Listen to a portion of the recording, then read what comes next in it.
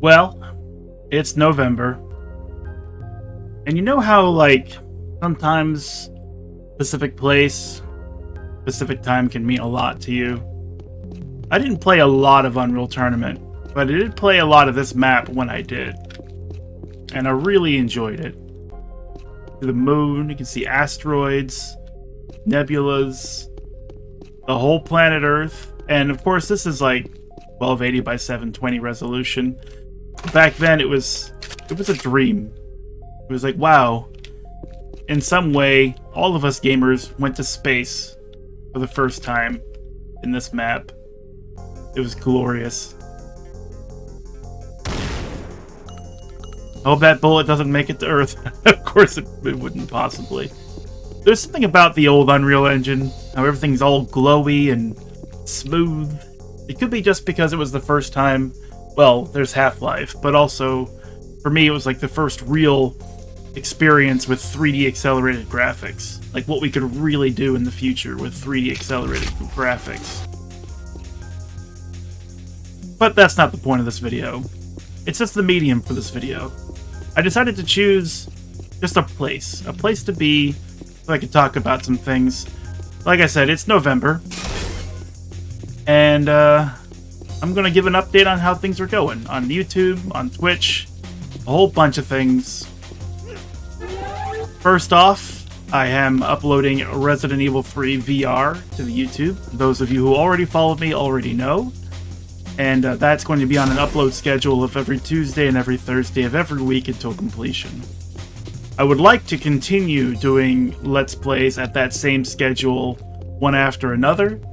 However, I find that I can only go on whim. And I really wanted to play RE4 VR. I had something else before that I wanted to play, but I just didn't want to play it anymore. So I decided not to. And I had never actually uploaded anything from it. So that might happen. So all I'm saying about that is that there's a chance that there might be some breaks in between games. But there won't be any breaks on the Twitch. Twitch is going to be an every Tuesday, Wednesday, Thursday, Friday kind of thing, with some deviation here and there depending on holidays and stuff like that. We got the blue flag. I'm gonna win. Oh, that's how you get up there. I knew it. I knew there was a way to get up here. So yeah, if you were up here way back when, and you had your sniper rifle, you were good to go. You had a clear view of the enemy base from top to bottom. Enemy snipers, foot soldiers, anybody trying to come across this bridge, and you just pop their heads. It's great. But let's stay on topic. Take a look at the planet here. I have the flag. I'll return. Fine, I'm going to return to base. Well, we all return to base one way or another. I should have used this fun little teleporter thing. I forgot all about it. And you don't see it in other FPS games. This is such a great tool. Because look, you have this massive bridge to cross, and you have a sniper rifle up there. Somebody's like, pew, pew, pew. But you can just do this. And then fall to your death. You know what I mean? Player 1 killed his own dumb self. The point is that you can be a little bit sneaky. You can redirect. You can shoot, and they can aim at the teleporter, and then just not use the teleporter. Reset it. Do something like this. Get the health. And then fall to your death again.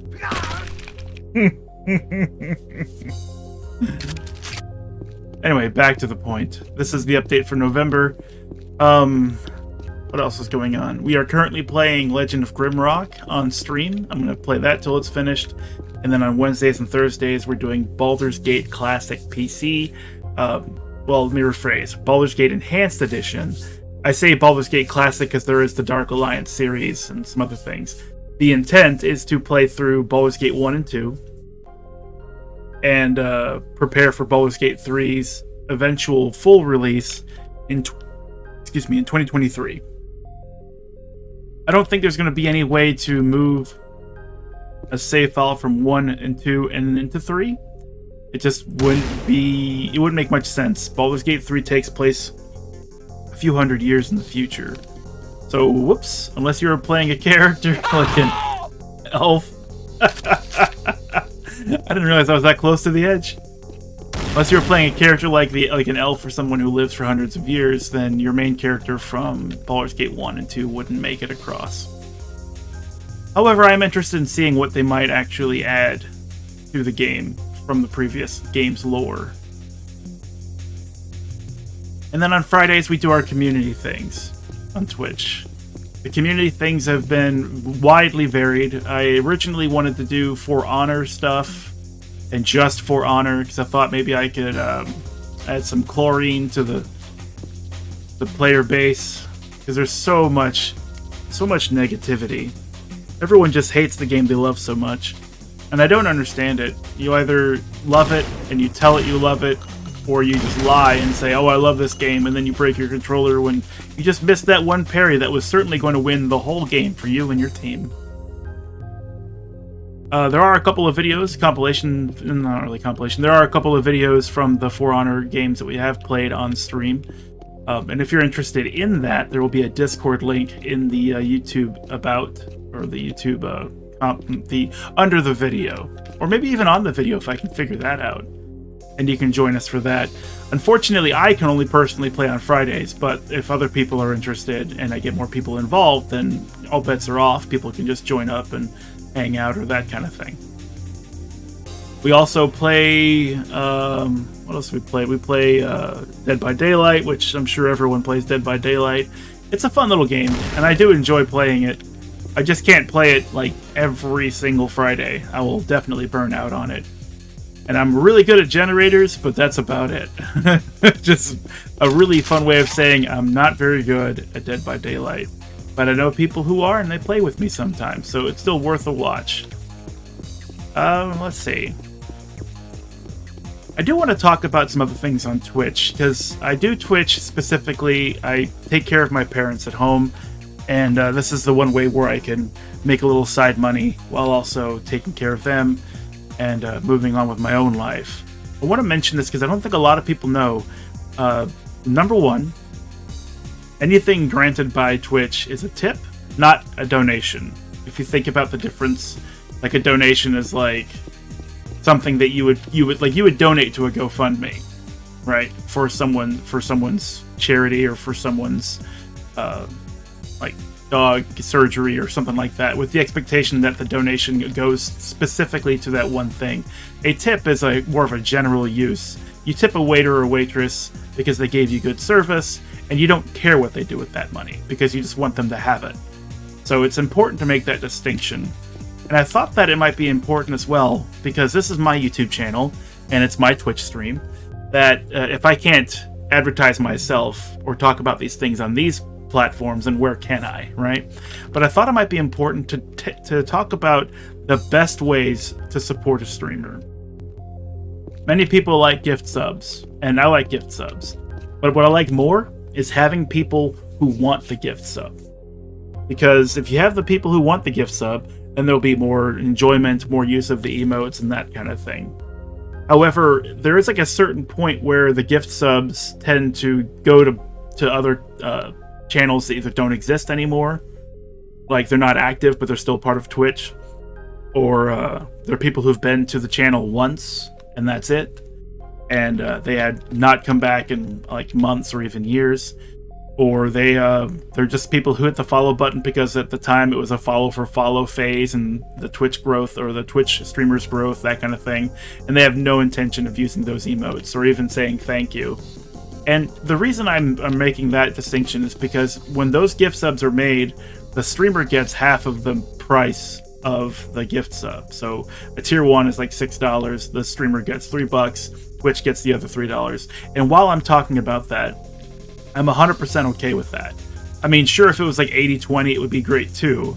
But we have to recognize that Twitch as a platform needs money to pay its employees to run and to maintain servers and all that kind of stuff, and it's just not free as much as we would like it to be. So having the ability to broadcast ourselves on Twitch is something that we should all like willingly pay into, like paying taxes for roads and stuff like that. That's how I feel about it. So I have no problem with it being 50-50. Would I kick a 60-40 out of bed? Absolutely not. If it was 70-30, sure. 80-20, 90-10, I'll take as much as I can get. But, you know, the reality of the situation is I'm providing entertainment for Twitch to broadcast. Twitch is providing the platform for the entertainer to be able to be seen. I think it's a fair shake, 50-50. So anyway, going back to it, the gift sub, $6, half of it goes to the streamer. The other way to tip your streamer is to use bits, which is a more economical way to give money to a streamer, because you can it's 1 bit per 1 cent. So if you give someone 100 bits, they get a whole dollar. And the exchange rate or purchase rate on Twitch is better for the purchaser, because I think it's like 20%. You basically, it's like buying not buying tickets. It's like carnival tickets, where it's like you pay for like a certain number, but like there's a bit of an upcharge to it. But it's not the same as a 50-50 upcharge, like a 50-50 exchange, where you have $3 go to the streamer, $3 go to Twitch. It's more like if you wanted to buy 500 bits, it would cost $7. But that entire 500 bits is $5 that goes to the streamer when you donate to the streamer, or in part like $1 or 50 cents or even 1 penny. And to that end, I do have fun ways to use bits, at least one fun way. I do have a text-to-speech. And I mean, I can understand if some people would prefer that there would be just nothing but the streamer and the gameplay, and that's it.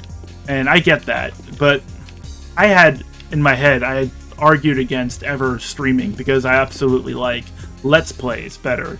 I like that one-on-one connection.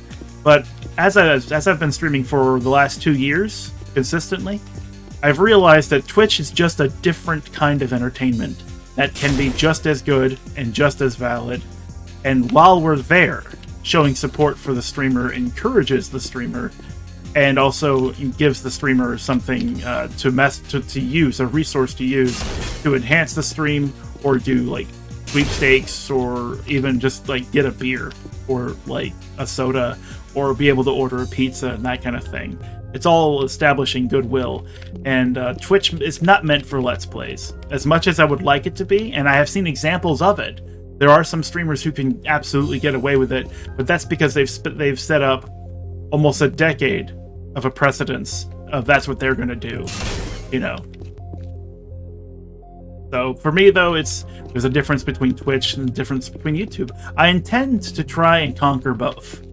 I have nothing but time whenever I'm in between doing stuff for the house, or taking care of my family, or just whatever. When in between those times, I have a scheduled, like a break of time where I'm streaming, or I'm just doing YouTube stuff, or for God's sake, getting some sleep. Sleep is a hard thing to come by for a streamer, because you technically have all the time in the world, and then you really don't. The production side of things for Twitch, creating the emotes, creating sound bites, the networking side of things, it all takes a lot of time. And then, of course, there are... because that's the way you can do it through Twitch. If you want to support a streamer through different means, if they have a Ko-fi account, a Patreon account, or something like that, then you can do it that way. I don't really know what the exchange rate of tips would be on that, but that's where you can get a more personalized, here's a certain amount of money that I wanted to give you, and not Amazon, and you know, that's more of a goodwill there. I have all three of those things. I do have a Ko-fi account, I do have a Patreon account. I'd like to have one or the other, but I don't really know what people like to use. I realize that Patreon's fairly popular, but like if I had a Ko-fi account and somebody was using Patreon, then they wouldn't know to use Ko-fi to tip. Same with vice versa. Like if I used if I use Patreon and somebody else liked using Ko-fi for their donations and things, or tips and things, then, you know, they don't match well. And there's so many different services out there for that kind of thing. I may just try to get a PayPal tip button or something, but I don't know if that's even possible. Anyway, I digress. I just think it's important to know how to support a streamer. And like I said, if I can't talk about those kinds of things here, where can I talk about them? But with it being November, what we can expect to see on stream is, like I said, Baldur's Gate PC 1 and 2. That'll probably go into December. and even January. Baldur's Gate 2 especially is a very big game. It's got at least 200 hours of gameplay in it if you know what you're doing. Surprisingly, Baldur's Gate 1 PC has been, how do I say this? It's been easy, but I don't remember it ever being easy.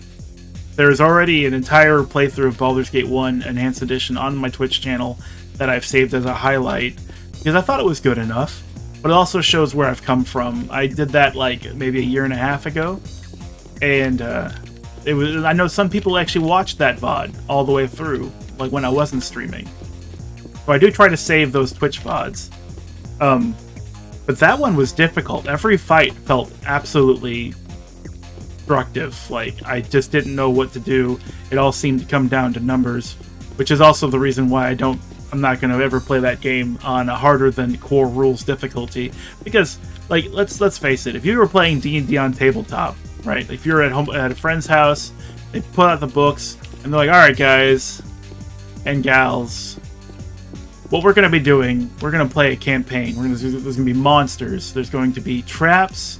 There's going to be intrigue and role-playing. Here's the thing. All right, here's the gimmick. Everything in the monsters manual and all your saving throws are going to be twice as difficult to kill and to make. How about that? Does that sound like fun? And to me, it doesn't sound like fun at all. It sounds like an absolute nightmare.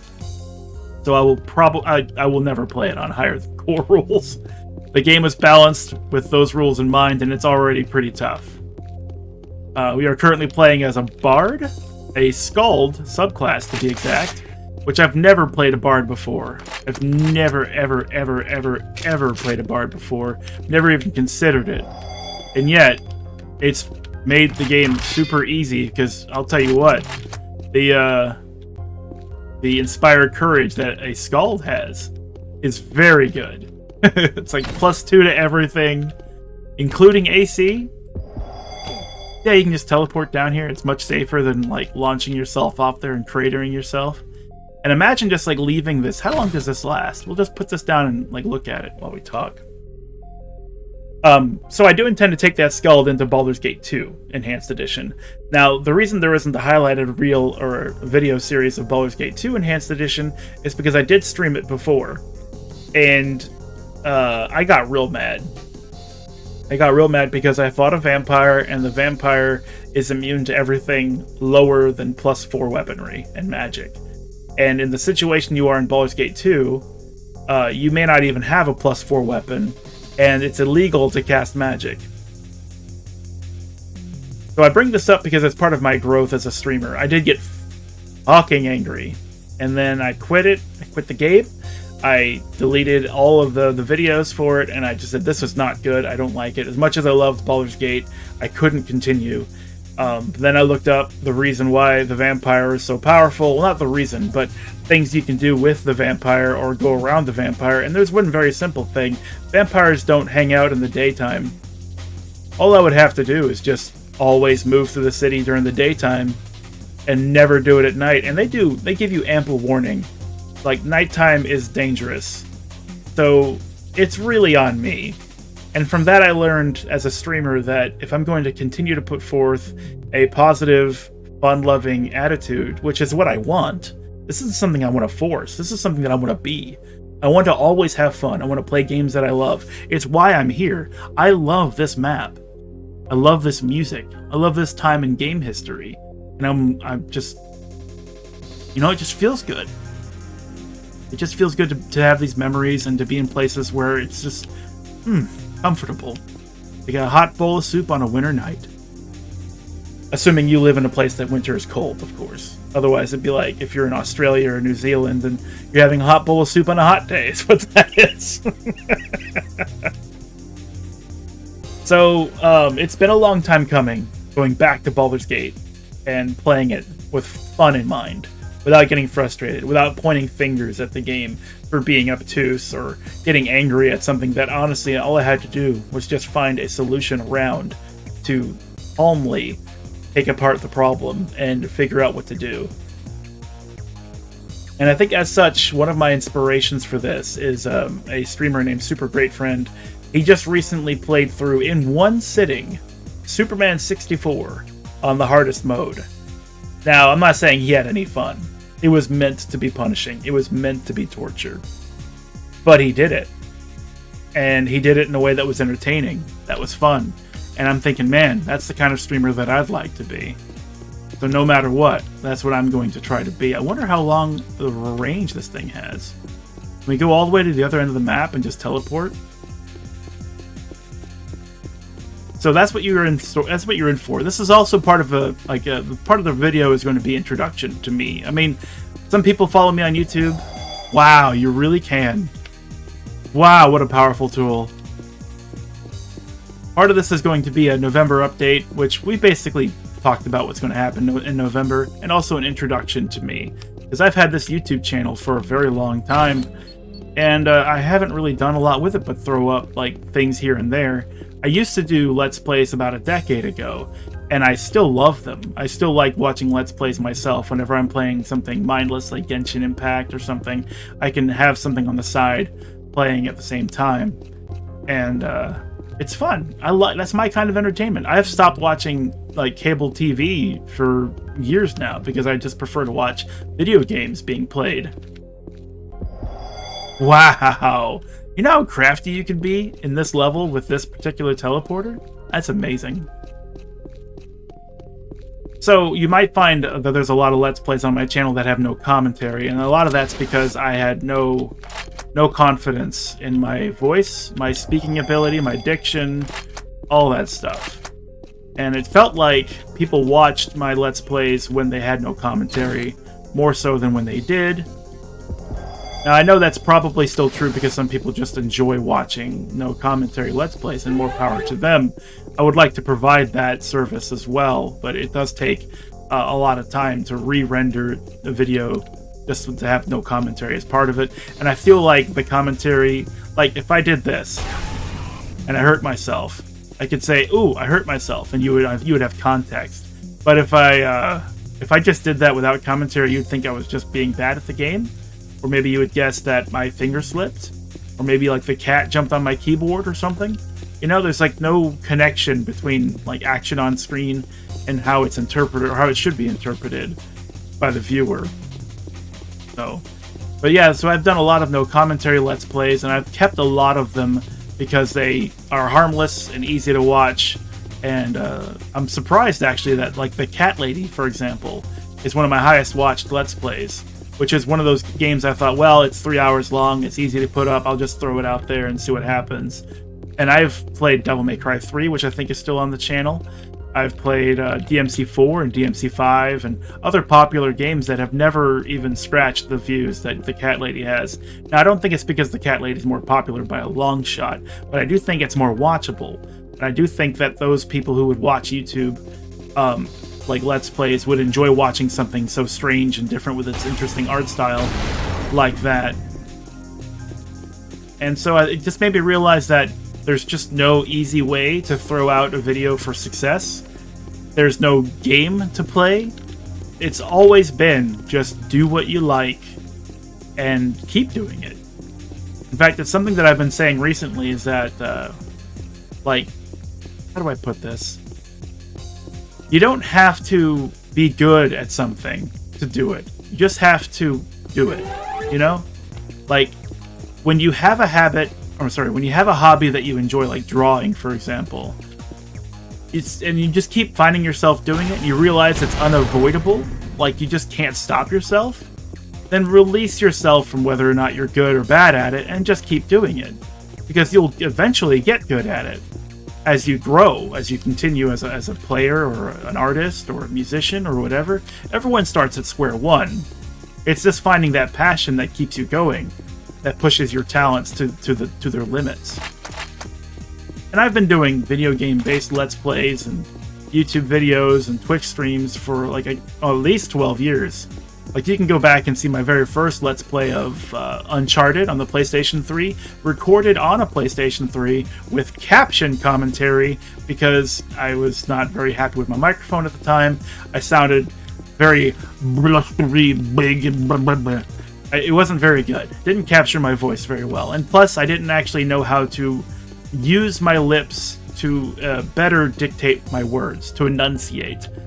You know, that's part of it too. You can't just stumble through words by flapping your lips like you would normally do in casual conversation. But if you can find the way to, like, actually manipulate the muscles of your face to enhance your voice, that's a step in the right direction. As also, pacing helps too. Pacing your words out so that you don't say this a whole bunch of, like, you know, you don't just stumble over your own words. You make sure that you take a breath and then make your point. It feels better. It sounds better. And learning all those things takes time. I was always self-taught. I would just look at other Let's Players, other YouTubers, and think, dang, how did they do it? And then I just sort of mimicked them. And I started piecing it together from the beginning, where I was to where I am and what changed.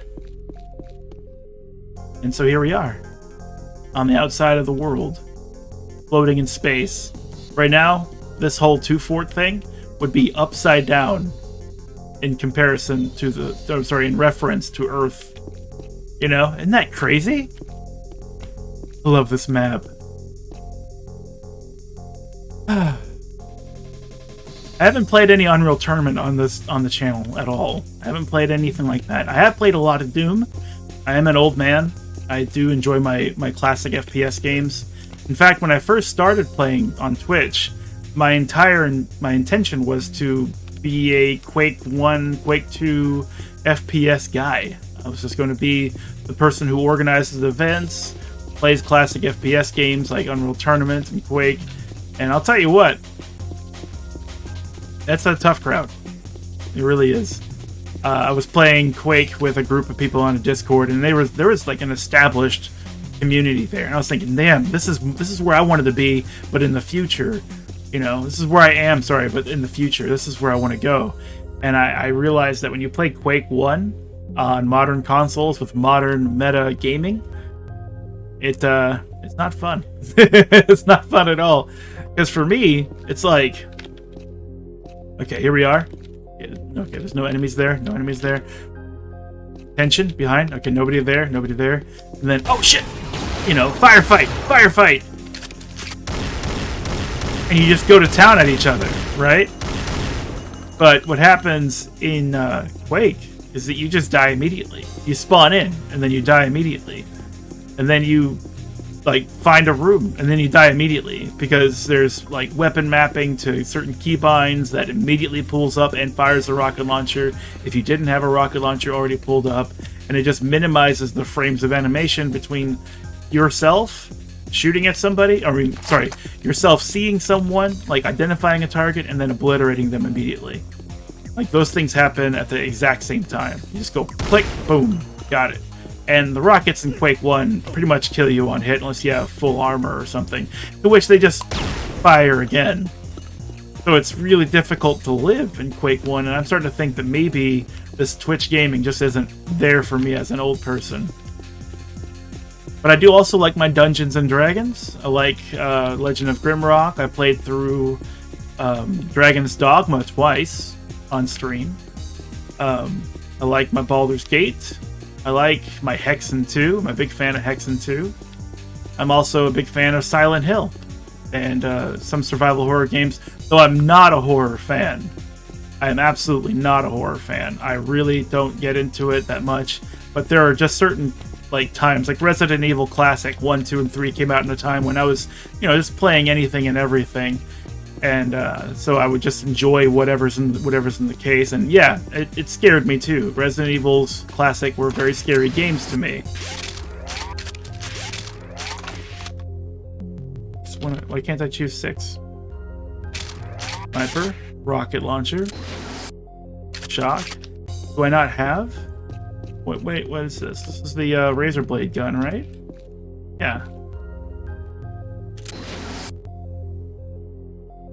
Oh, Ripper has no ammo, and the ammo hasn't restocked. Interesting. But yeah, so I like my Dungeons and Dragons, and I also like my fighting games. We had fighting game nights on the channel. We played Guilty Gear, we played Dragon Ball Z, we played Street Fighter V. We played, I played Dead or Alive. I don't know anybody else who plays Dead or Alive. I also played Killer Instinct. And so, like, if it's something you're into, then we probably have somebody who plays it. We like our fighting games. So just another reminder, if you're interested in joining a community for those kinds of things, then I'll put the Discord link below. And I think that about wraps it up. We've touched on everything. We've touched on what I do. We touched on what we're doing on November. Some of the Fridays for community nights will shift. I try to keep it fresh by playing something different on Fridays. But I think For Honor is going to be a mainstay. We might even try Sea of Thieves. Vermintide 2 was recently free on Steam and is fun to play. So we got that going for us. I'm also a Genshin Impact fan, so I'll play that sometimes with community followers and friends alike. So if you're interested in that kind of stuff, just check out the links below this video and follow along. Beyond that, I think that's it. Guess we're going to take a nice long look at the Earth once again. Really the centerpiece of this map. And I'll let the music trail us off. But thank you for watching all the way to the end. Sorry, it was kind of lengthy. I will try to do monthly YouTube videos for what we're doing, any changes to the channel and that kind of stuff, and just post them, and probably or preferably before the month. So like the end of November for December, end of December for January, that kind of thing.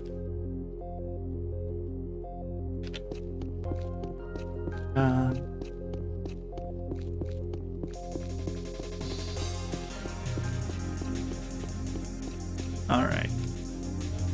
With all that said, thank you once again for watching, and I'll catch you on stream or on the YouTube. Feel free to leave comments and like and subscribe and all that in case you need any reminders. I don't think you do, but I've been told people require reminders sometimes. So, and that's me signing off.